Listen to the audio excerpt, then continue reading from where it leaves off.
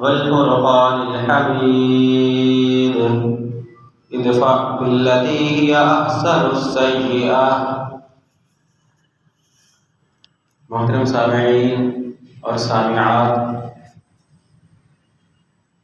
حقوق کا حصول انسانی فطرت کا تقاضا ہے۔ انسان اپنے مطالبات کو منوانے کے لیے، اپنے حقوق کو حاصل کرنے کے لیے ہر کوشش، ہر تگ و دو کرنے کے لیے تیار ہوتا ہے، اور یقیناً کبھی تو اس کو اس کے حقوق بغیر مطالبے کے مل جاتے ہیں، اور کبھی کبھار اپنے حقوق کو حاصل کرنے کے لیے، اپنے مطالبات کو منوانے کے لیے اس کو محنت، کوشش، تگ و دو کرنی پڑتی ہے۔ جس طرح ایک چھوٹا بچہ، اس کو بھوک لگے، وہ روتا بلبلاتا ہے، اپنا حق دودھ کو حاصل کرنے کے لیے رونے کی کوشش کرتا ہے۔ اس کی ماں دیکھتی ہے بچہ رو رہا ہے، اپنے حق کا مطالبہ کر رہا ہے، تو پھر اس کو دودھ دیا جاتا ہے۔ اسی طرح ایک بیوی خامند سے اپنی ضروریات کو لینے کے لیے، اپنے حقوق کو حاصل کرنے کے لیے کبھی نئی فرمائشیں کرتی ہے، نہ پوری ہونے پر زبردستی منوانے کی کوشش کرتی ہے۔ خامند بیوی سے حقوق کے لیے، اپنے مطالبات کو پورا کروانے کے لیے ہر کوشش کرنے کے لیے تیار ہوتا ہے۔ طلباء استاد سے اپنی پڑھائی کے ہر مطالبے، ہر حق کو حاصل کرنے کے لیے محنت، تگ و دو کوشش کرتے ہیں، اور اساتذہ اپنی کلاس سے، طلباء سے، اسٹوڈنٹ سے اپنی محنت کے مطابق اس رزلٹ کو حاصل کرنے کے لیے، اپنے پرنسپل، اپنے بڑے کے مطالبے کو پورا کرنے کے لیے طلباء سے ڈیمانڈ کرتا ہے کہ میرا حق ہے، میں نے محنت کروائی ہے، آپ دو۔ اوپر چلتے جائیں تو عوام اپنے حقوق کو حاصل کرنے کے لیے، اپنے مطالبات کو پورا کروانے کے لیے کبھی کبھار حکومت کے سامنے، اپنے بڑوں کے سامنے احتجاج کی نوبت تک پہنچ جاتی ہے۔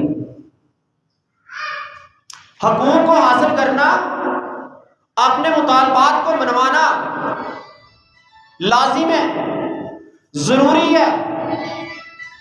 اگر تمہیں احتجاج کی نوبت آ جائے اپنے حق کو حاصل کرنے کے لیے، تو احتجاج کرنا انسان کا حق ہے، لیکن یہ بات یاد رکھنا، جس طرح کھانا انسان کی ضرورت ہے، لباس انسان کی ضرورت ہے، حق کو حاصل کرنے کے لیے، مطالبے کو منوانے کے لیے احتجاج بھی انسان کی ضرورت ہے۔ لیکن اسی طرح جس طرح کھانا انسان کی ضرورت تھا لیکن صرف حلال حرام نہیں، لباس انسان کی ضرورت ہے، حلال لباس حرام نہیں۔ رب کعبہ کی قسم، احتجاج کر کے اپنے حق کو، اپنے مطالبے کو پورا کروانا، لیکن حلال طریقے سے، حرام طریقے سے نہیں۔ اگر آج میں پاکستان کی فضا میں طائرانہ نگاہ دوڑا کے دیکھوں تو قسم سے دل خون کے آنسو روتا ہے کہ وہ پاکستان جو لا الہ الا اللہ کی بنیاد پہ حاصل کیا گیا تھا، جس میں ہم نے نسل پرستی کو ختم کیا تھا، ایک مذہب کی بنیاد پہ اس ملک کی بنیاد رکھی گئی تھی، آج اسی مذہب کو میں اس ملک میں متنفر ہوتے دیکھ رہا ہوں۔ جس طرح میں نے کہا حق کو حاصل کرنا، اپنے جائز مطالبات کو منوانا، یہ انسان کی فطرت اور انسان کا حق ہے۔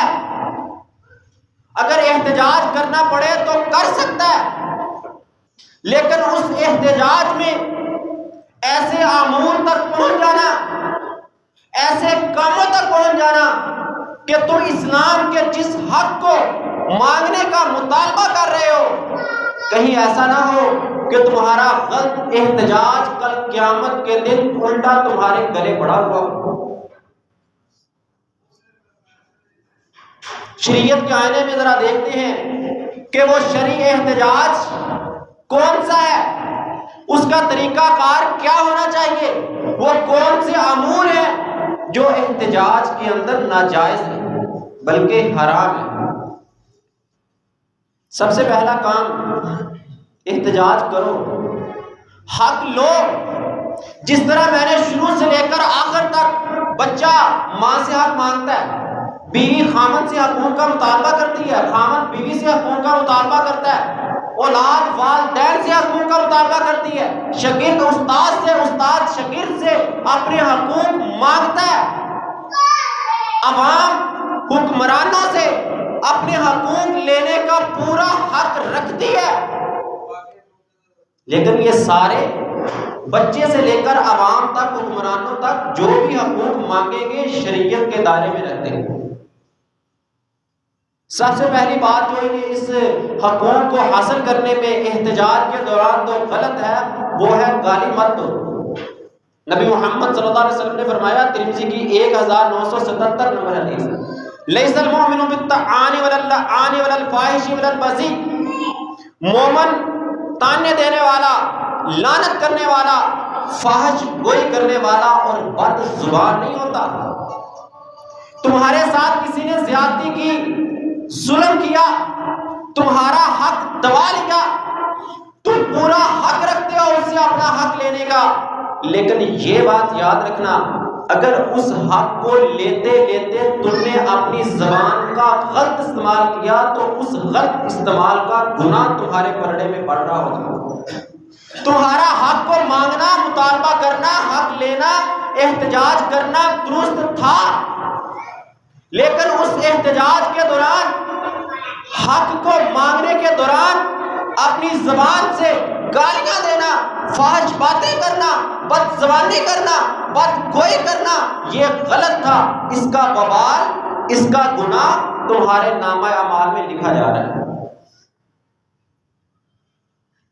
دوسری چیز، سورۃ الاعراف آیت نمبر 56 میں اللہ تعالیٰ فرماتے ہیں، وَلَا تُفْسِدُوا فِي الْأَرْضِ، زمین میں فساد پھیلانے والے مت بنو، حق مانگو، احتجاج کرو، اپنے مطالبات کو منوانے کے لیے جس حد تک جانا پڑے جاؤ، لیکن ایک بات یاد رکھنا، لا تفسدوا فی الارض، زمین میں فساد نہیں کرنا، لڑائی جھگڑے کی نوبت نہ آئے، افراتفری نہ پھیلے۔ کیوں؟ سورۃ آل عمران میں فرمایا، واللہ لا یحب الظالمین، اللہ ظلم کرنے والوں کو کبھی پسند نہیں کرتا۔ ظلم کیا ہے؟ کہ ایک چیز کو اس کی اصل سے ہٹا دینا ظلم ہے نا۔ اگر تم زمین میں چلو پھرو، تمہاری وجہ سے دوسرے کو تکلیف پہنچے، تو تم نے اس کو اس کی اصل جگہ سے ہٹا دیا تو ظلم ہوا نا۔ واللہ لا یحب الظالمین، تم نے احتجاج کیا، اپنا حق مانگا، مطالبہ کیا، لیکن اس مطالبے کے اندر دوسرے بندے پہ ظلم کیا، تمہارا یہ ظلم کرنا غلط تھا، تمہارا حق مانگنا، مطالبہ کرنا، احتجاج کرنا درست تھا، لیکن یہ ظلم غلط تھا۔ واللہ لا یحب الظالمین، اللہ ظلم کرنے والوں کو پسند نہیں کرتا۔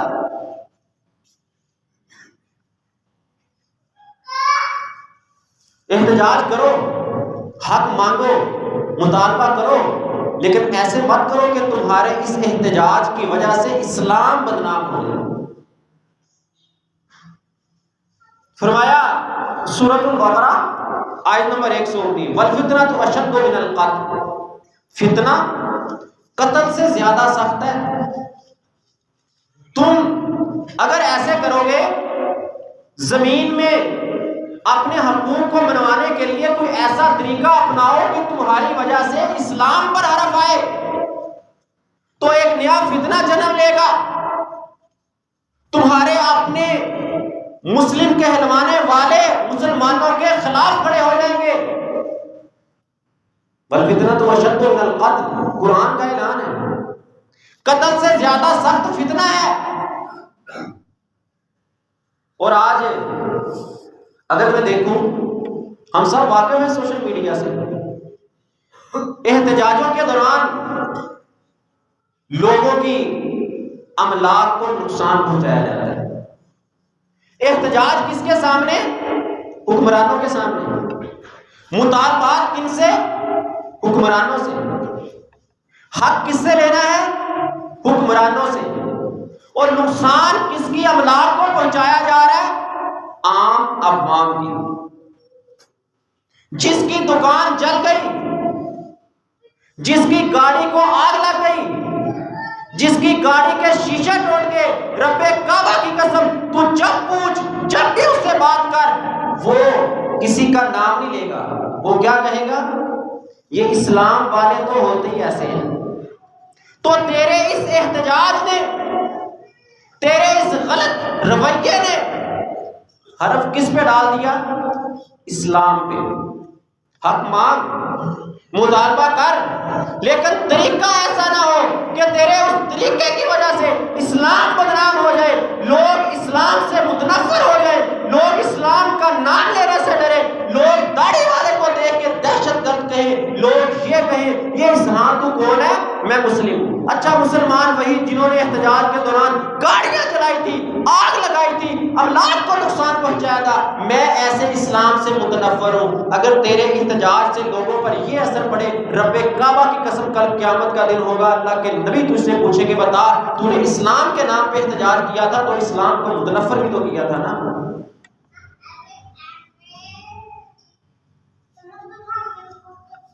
پھر اس احتجاج کے دوران احتجاج کرو، مطالبہ مانگو، حق لو، لیکن یہ بات یاد رکھنا، اپنے اس مطالبے کے دوران، اپنے حق کو مانگنے کے دوران راستہ مت روکنا۔ یہ ہمارے معاشرے میں پایا جاتا ہے۔ میں نے تو ملکی طور پہ بات کی نا، کیا ہوا؟ دو بھائی آپس میں لڑ پڑے، اس نے اس کا راستہ کاٹ دیا، اچھا آج کے بعد تو اس راستے سے نہیں گزر سکتا، تو نے میرا حق مارا، تو نے میری جائیداد پہ قبضہ کیا، میں تجھے اس راستے سے نہیں گزرنے دوں گا۔ غلط بات، اس کا حق مارنا وہ اس کی غلطی تھی، تیرا راستہ روکنا، راستہ کاٹنا یہ تیرا گناہ ہے۔ یہ علاقائی طور پہ ہو، سیاسی طور پہ، ملکی طور پہ ہو، مذہب کی بنیاد پہ ہو، سیاست کی بنیاد پہ ہو، کسی بھی بنیاد پہ حق کے مطالبے میں احتجاج کے دوران راستہ روکنا جرم عظیم ہے۔ صحیح ابو داؤد کی حدیث نمبر 2629، صحابی کہتے ہیں غزوت مع النبی صلی اللہ علیہ وسلم غزوۃ غزا، میں نے اللہ کے نبی کے صلی اللہ علیہ وسلم کے ساتھ فلاں فلاں غزوہ لڑا، فزیق الناس المنازل وقطعوا الطریق، لوگوں نے راستے تنگ کر دیے اور کچھ نے راستے کاٹ دیے، یعنی راستوں کے اوپر پڑاؤ ڈال دیا، لوگوں کی گزرگاہ کو بند کر دیا۔ احتجاج کے لیے نہیں، عام پڑاؤ ڈالا تھا آرام کرنے کے لیے، ریسٹ کرنے کے لیے، سفر کی تھکاوٹ کو دور کرنے کے لیے۔ کوئی شر کا ارادہ نہیں تھا، فساد کا ارادہ نہیں تھا، راستے پہ پڑاؤ ڈال دیا، خیمے لگا لیے، راستہ بند کر دیا، کہیں سے راستہ تنگ کر دیا۔ سنیے نبی محمد صلی اللہ علیہ وسلم نے کیا فرمایا، فبعث النبی منادیا ینادی فی الناس ان من زیق منزلا وقطع طریقا فلا جہاد له۔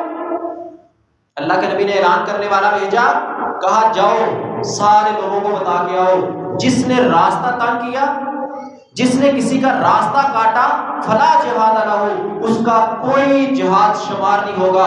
یہ سفر کی تھکاوٹ، سفر کی مشکلات، تیر و تلوار کا چلنا، جہاد کی مشقت کو برداشت کرنا، جسم سے لہو کا بہنا، اللہ کے ہاں سب رائے گا جائے گا، ضائع جائے گا۔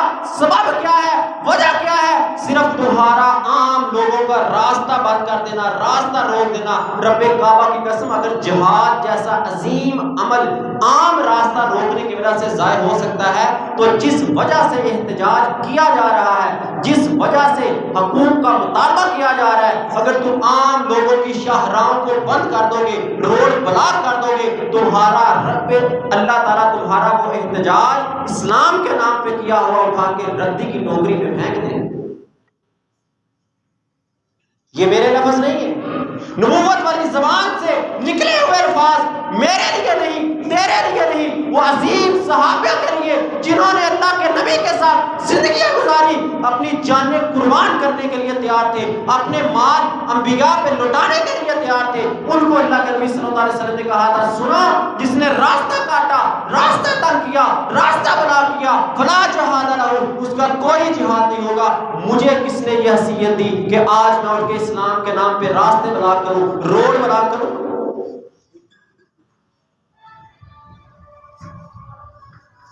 پھر کتنے ہمارے راستے بلاک کرنے کی وجہ سے، راستے بند کرنے کی وجہ سے نہیں گزرنے دیں گے؟ کیوں بھائی؟ وجہ کیا ہے؟ بھی حکومت ہماری بات نہیں مان رہی۔ وہ حکومت بات نہیں مان رہی، تم عام بندے کا راستہ کیوں بند کر رہے؟ اس میں کتنے مزدور تھے، کتنے بیچارے وہ مسکین لوگ تھے جو صبح نکلتے شام کو 500-600-700 دہاڑی لے کر آتے، تب ان کے بچوں کا پیٹ پلتا تھا۔ تو نے اسلام کے نام پہ راستہ بند کیا، روڈ بلاک کیا، کتنے مزدوروں کے گھر کے چولہے بجھ گئے تیرے اسلام کے نام پہ دھرے ہوئے دھرنے کی وجہ سے۔ کتنے بچے رات بھوکے رو کے سوئے ہوں گے۔ کس اسلام کے نام پہ تو نے احتجاج کیا؟ کس اسلام کے نام پہ تو دھرنا دے کے بیٹھ گیا؟ کس اسلام کے نام پہ تو نے عام راستے کو بند کیا کہ تیرے اس راستے کے بند کرنے کی وجہ سے غریب عوام چکی میں پستی گئی؟ سن ذرا کیا فیصلہ سنایا قرآن نے ایسے لوگوں کے بارے میں۔ سورۃ الاحزاب آیت نمبر 58 فرمایا، فَالَّذِينَ يُؤْذُونَ الْمُؤْمِنِينَ وَالْمُؤْمِنَاتِ، وہ لوگ جو مومن عورتوں کو، مومن مردوں کو تکلیف پہنچاتے ہیں، کیسے؟ بغیر مکتسبوا، بغیر اس کے جو انہوں نے کمایا۔ ابھی میں نے کیا کہا تھا؟ بھی احتجاج کیوں کیا؟ حکومت سے مطالبہ ہے۔ دھرنا کیوں دیا؟ حکومت ہماری بات نہیں مان رہی۔ عام عوام کا قصور نہیں ہے، سڑک پہ نکلنے والے کا قصور نہیں ہے۔ بغیر مکتسبوا، تو نے تکلیف پہنچائی عام بندے کو، تو نے تکلیف پہنچائی ایک مزدور کو، تو نے تکلیف پہنچائی ایک مسکین دہاڑی دار کو،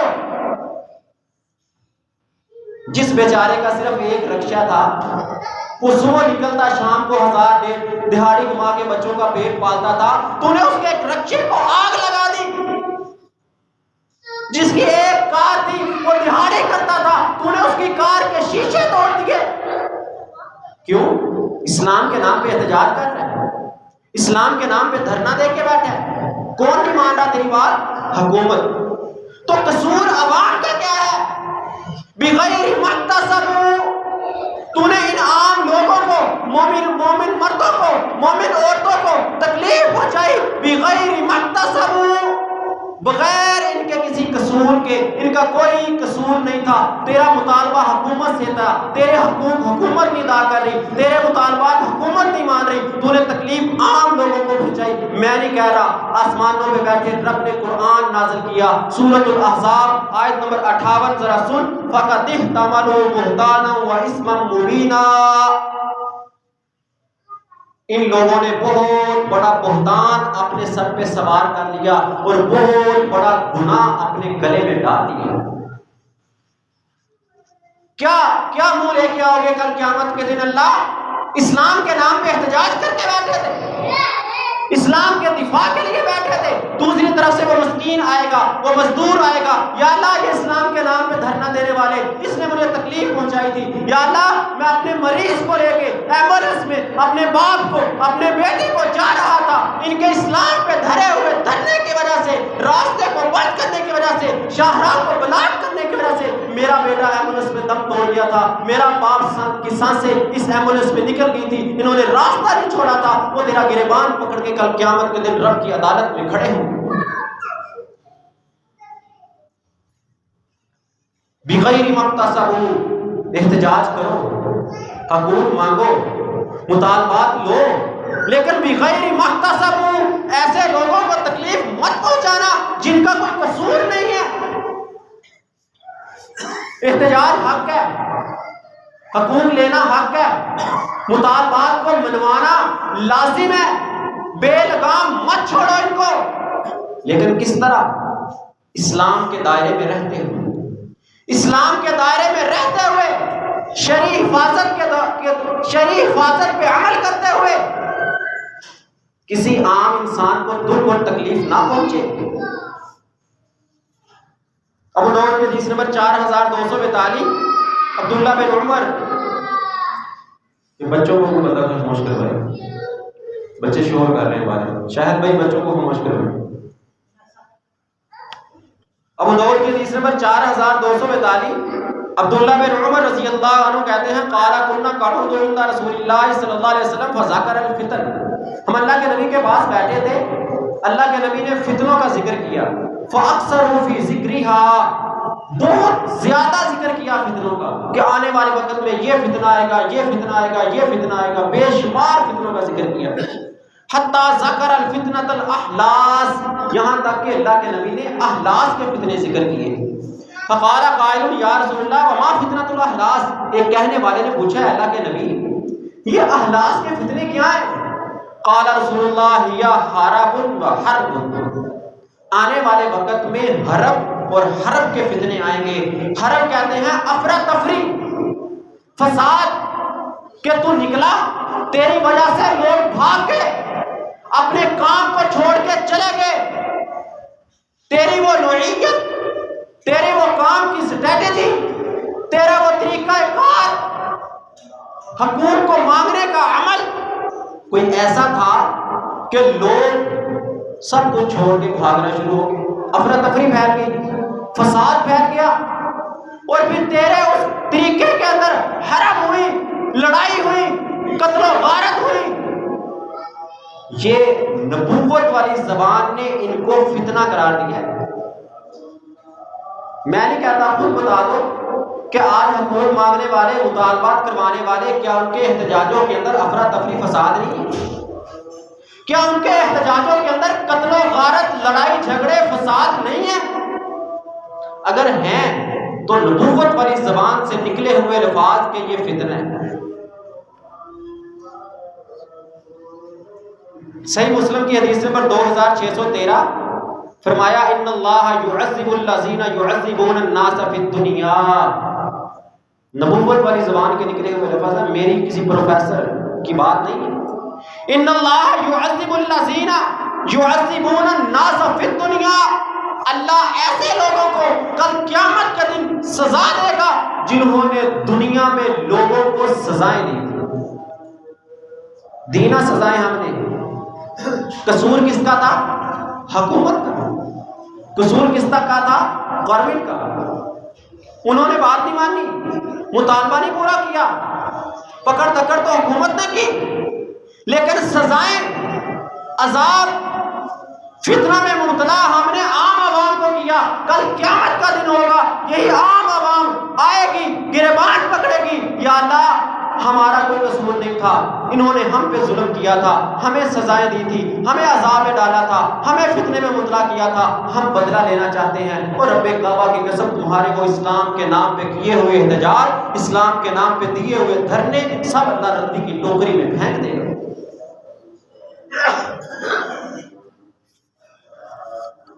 صحیح بخاری حدیث نمبر 11، فرمایا المسلم من سلم المسلمون من لسانہ و یدہ، کامل مسلمان وہ بندہ ہے جس کے ہاتھ اور زبان سے اس کا ساتھی دوسرا مسلمان محفوظ رہے۔ تو پہ وہ ظلم بھی کرے، زیادتی بھی کرے، تیرا حق نہیں بنتا اپنا ہاتھ اٹھانے کا، اپنی زبان چلانے کا، اس کو روک، منع کر، اپنے حق کا مطالبہ کر، اپنے حقوق مانگ، لیکن جائز طریقے سے۔ اس نے ظلم کیا، زیادتی کی، تیرے حق کو دبایا۔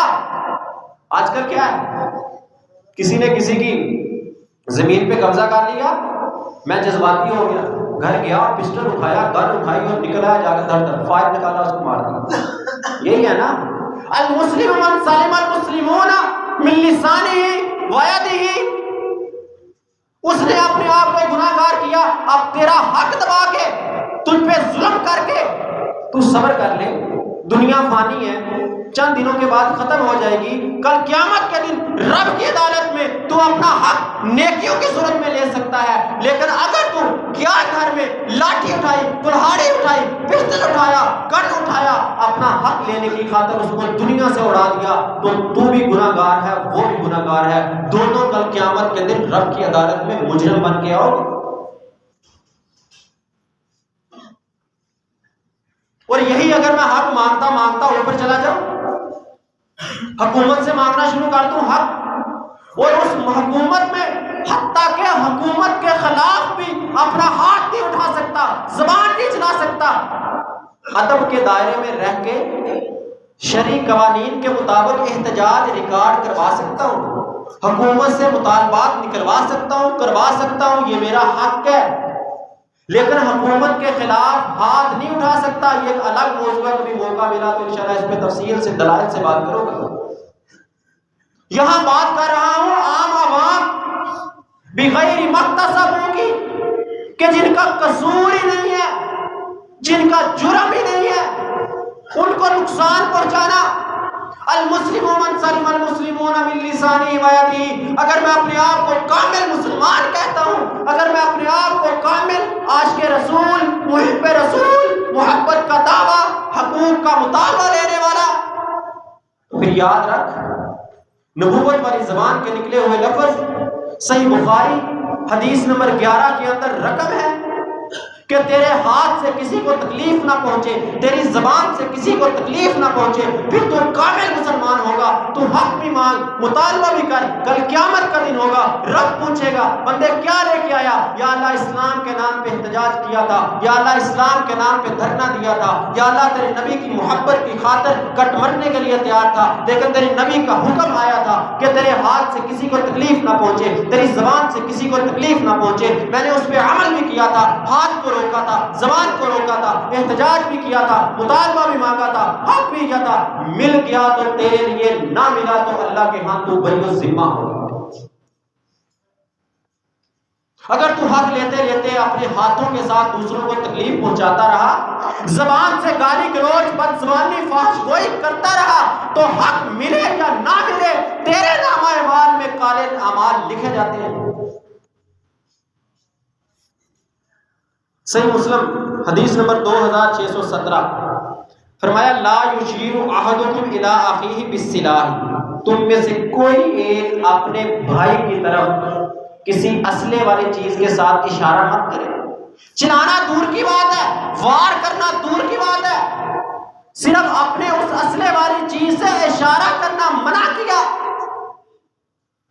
فَإِنَّهُ لَا يَدْرِي أَحَدُكُمْ لَعَلَّ الشَّيْطَانَ يَنزِغُ فِي يَدِهِ فَيَقَعُ فِي حُفْرَةٍ مِّنَ النَّارِ، بس وہ نہیں جانتا، وہ چھری اٹھانے والا، وہ پسٹل تاننے والا، وہ کلہاڑی کا وار لہرانے والا، حتیٰ کہ لاٹھی بھی اسلحہ ہے، وہ لاٹھی کو اٹھا کے بھاگنے والا، مسلمان کے پیچھے وار کرنے کے لیے، وہ نہیں جانتا کہ کب شیطان اس کے ہاتھ سے یہ اسلحہ چھین کے اس پر وار کر دے، اور یہ اس کا وار کرنا اس انسان کو جہنم کے گھڑے کے اندر گرا دے گا۔ کتنی توڑ پھوڑ میں نے اور تم نے دیکھی ہے احتجاجوں کے اندر، کتنے لوگوں کی املاکوں کو آگ میں جھلستے دیکھا میں نے اور تم نے۔ یہ الفاظ میرے نہیں ہیں، نبوت والی زبان کے نکلے ہوئے الفاظ، کچھ رب کائنات کے قرآن میں نازل ہونے والے الفاظ۔ اگر تم اسلحہ اٹھائے، وار نہیں کیا ابھی، منع کر دیا، اشارہ نہیں کر سکتا مسلمان کی طرف اسلحے کے ساتھ اشارہ کرے گا، شیطان تیرے جسم میں خون کی طرح دوڑتا ہے، وہ تجھے اکسائے گا، فائر کرنے پہ، وار کرنے پہ تو فائر کرے گا، وار کرے گا۔ رب کعبہ کی قسم، مسلمان پہ فائر کرنا، اسلحے سے وار کرنا، تجھے اٹھا کے جہنم کے گڑھے میں پھینک دے گا۔ صحیح مسلم حدیث نمبر 2616، فرمایا من اشار الی اخیہ بحدید فان الملائکۃ تلعنہ حتی یدعہ۔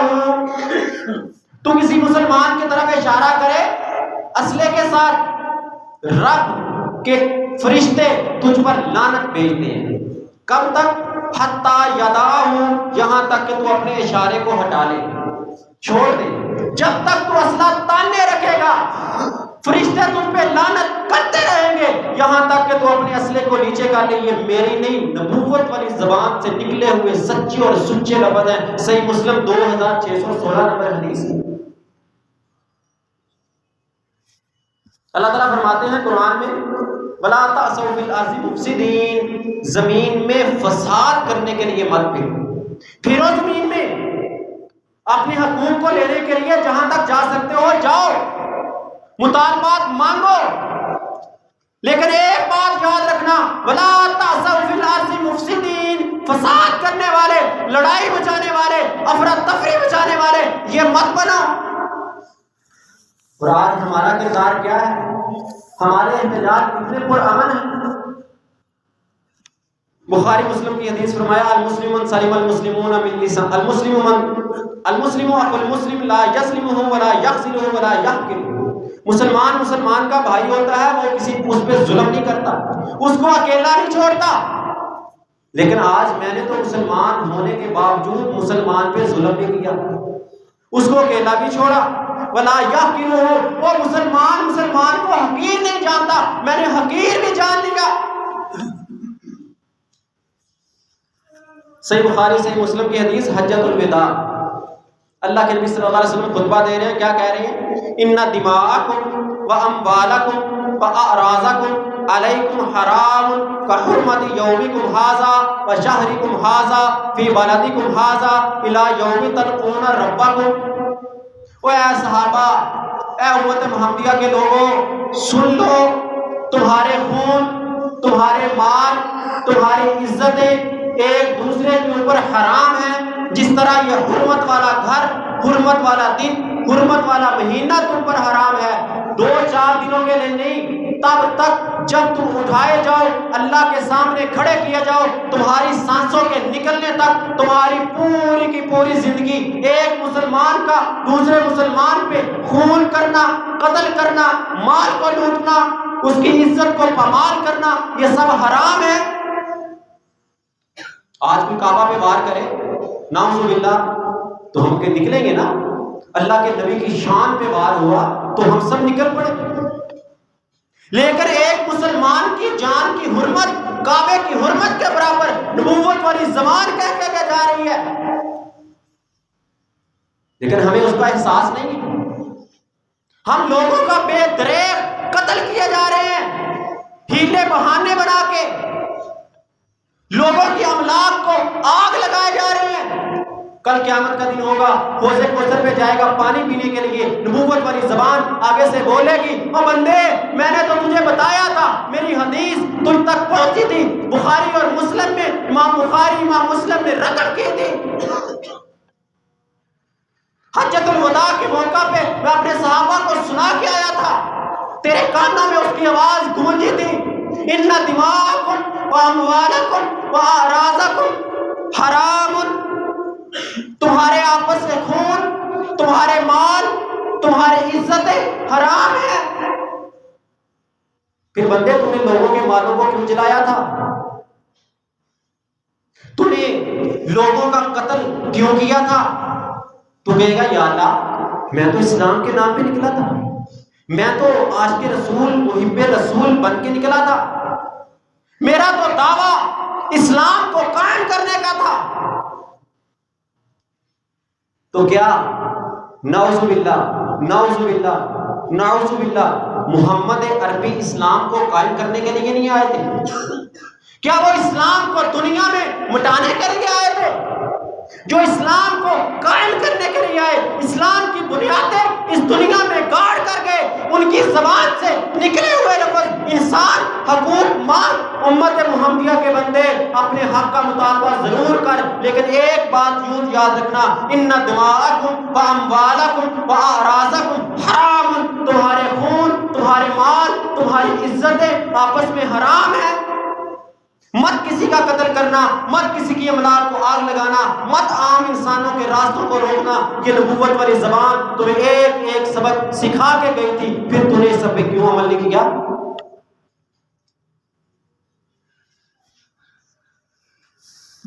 سورۃ المائدہ آیت نمبر 32 فرمایا من قتل نفسا بغیر نفس او فساد فی الارض فکأنما قتل الناس جميعا۔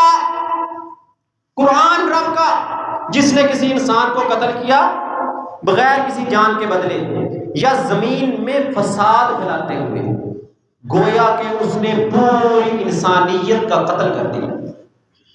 زمین میں فساد پھیلانے کے لیے آج ہم قتل پہ قتل کیے جا رہے ہیں۔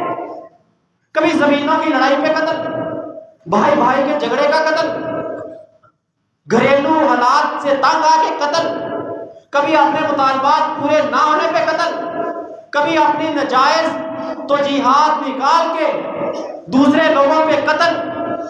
اور قتل کوئی آسان چیز نہیں ہے۔ من قتل مؤمنا متعمدا فجزاؤه جہنم خالدا فیہا۔ جس نے کسی مسلمان کو جان بوجھ کے قتل کیا، اس کا ٹھکانہ ہمیشہ ہمیشہ کے لیے قرآن نے جہنم بتایا۔ تو بھائیوں باتیں بہت ہیں کرنے والی۔